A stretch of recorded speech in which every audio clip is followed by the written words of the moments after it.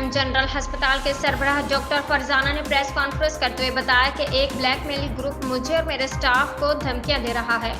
अल्लाहकाम हमें इन ब्लैकमेल अफराद से निजात दिलाएं। उन्होंने बताया कि मैं पिछले तकरीबन 25 साल से मेडिकल से वाबस्ता हूँ और मुस्तकिल 17 साल से एफएम जनरल हॉस्पिटल के नाम से नार्थाबाद में एक हॉस्पिटल चला रही हूँ।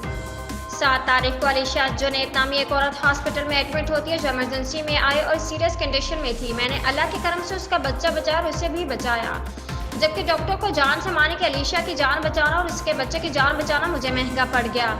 इसके बाद अलीशा का शोहर जुनैद और उसके दिगर साथी रियाज एडवोकेट रियाज हुसैन सोलंकी, जो कि हमें और हमारे अमले को मुख्तलिफ तरीके से हरासमेंट करने लगे और हमसे पैसों का तकाजा किया। हमने शुरू में गरीब समझ के तो उनकी मदद कर दी और उनको ज़्यादा दिन हॉस्पिटल में जाके एडमिट कराया और उनके बच्चे को और उनको भी, और उसके बाद उन्होंने हमें ब्लैकमेल करना शुरू कर दिया।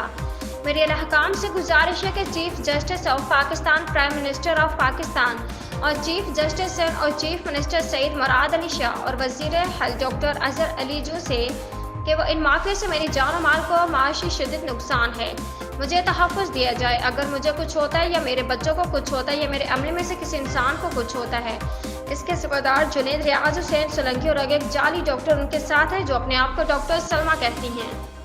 ये सवाल आपने बहुत अच्छा पूछा। मैं आपकी तवज्जो की तरफ अब्दुल करान भूल गई। असल में इसका मास्टरमाइंड इस प्रोग्राम का रियाज अली सोलंकी है, जो कि अपने आप को एडवोकेट कहता है। एक सलमा नामी औरत है जो कि अपने आप को डॉक्टर कहती है।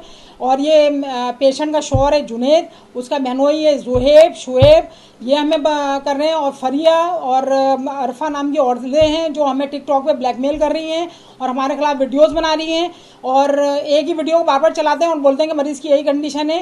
एक महीने में मरीज़ की कंडीशन बेहतर से बेहतर हो रही है, लेकिन ये हमें वो चीज़ आगाह नहीं कर रहे हैं और मीडिया के जरिए लोगों को ये एक डॉक्यूमेंटेशन प्रोसेस है। ये सारी चीज़ें हैं, हमने इसका जो हैरेसमेंट ये चीज़ें वो हमने अपने करीबी थाने में उसको वो एंडोर्स करा दिया और हमने जो है ना साइबर क्राइम में हमने उसको दे दिया कि सोशल मीडिया को वो चीज़ें कर रहा है। हमने आईजी सिंध है, एसएसपी जीशान सिद्दीकी साहब के नॉलेज में भी दे दिया है कि ये सारे टोले जो हैं, अच्छा जो ब्लैकमेल कर रहे हैं, जो इस वक्त जो मंजर आम पे हैं वो एडवोकेट रियाज अली सोलंकी और दूसरे नंबर पे डॉक्टर सलमा। मेरे ख्याल से वो डॉक्टर सलमा अपने आप को तो कह रही हैं, लेकिन वो सोशल वर्कर ज़्यादा हैं। उनके हस्बैंड हैं, जॉब करती थी आपकी? नहीं, मेरे पास जॉब नहीं करती, लेकिन वो हमारी पेशेंट भी रह चुकी हैं, उनकी फैमिली की डिलीवरीज भी हो चुकी हैं और वो अब आजकल सोशल वर्कर से हैं। लेकिन सोशल वर्कर वन साइडेड ना करें, वो आएँ हमारे से बैठें, हमसे बात करें कि वो किस चीज़ की